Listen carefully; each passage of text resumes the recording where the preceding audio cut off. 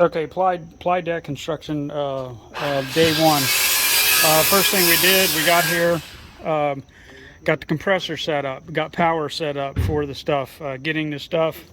Got one guy trimming the wood was sticking over a little bit, trimming that up to where it's even around the edge.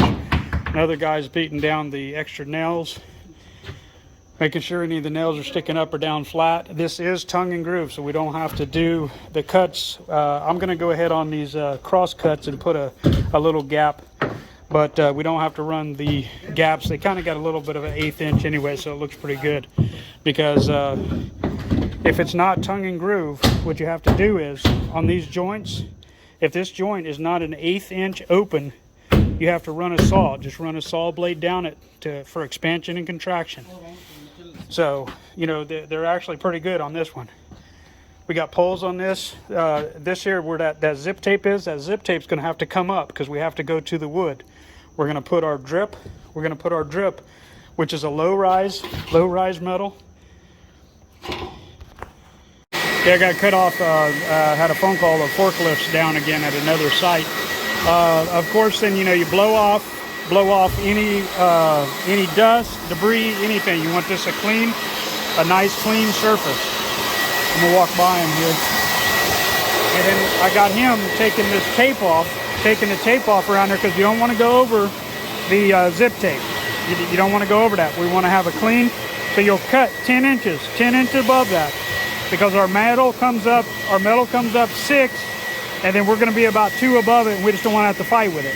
So we'll come back up. It'll be about 9 inches with the fabric and resin. He's getting both of these guys ready. Trim the edge off there where the plywood was. We're getting pretty close to starting to go on this.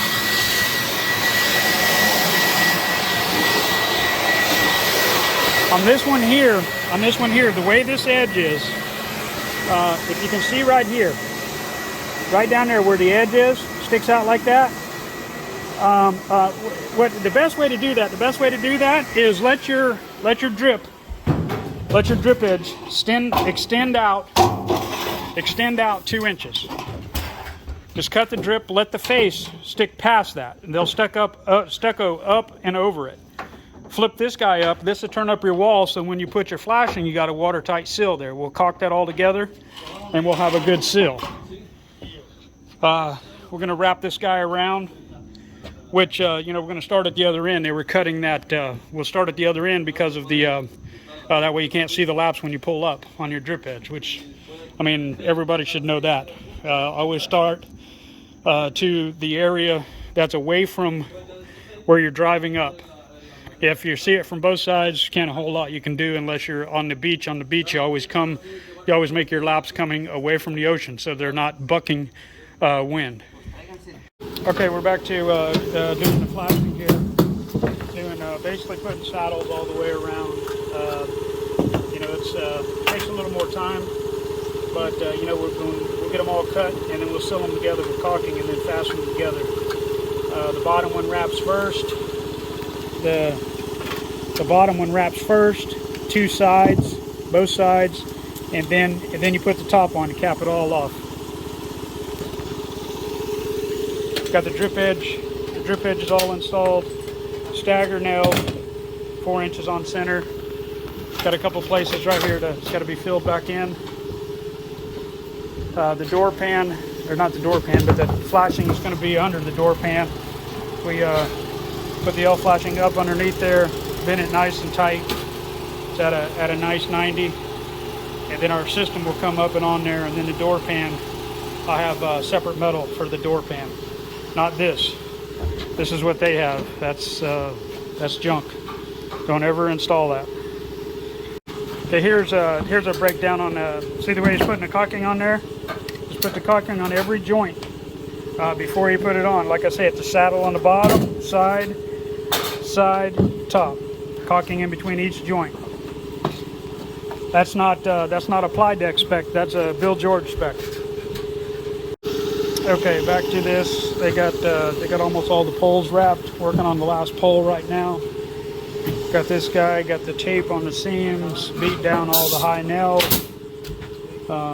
We're going to start running lathe here, and just probably around 9:45 right now. You can't get into this place till 7:30, and plus today is, you know, these guys first time doing this, so this is a you know, the 101 class, but they're doing a great job so far, and I think it'll work out great. Okay, what I did for the corner here, you know, I did the same thing. Made that stick out because they'll run the stucco under, and it'll be sticking, and then they'll stucco beside it on the side. Here at the corner, what we've done is I cut it straight. Let me get down here. I cut it straight down. It's just a straight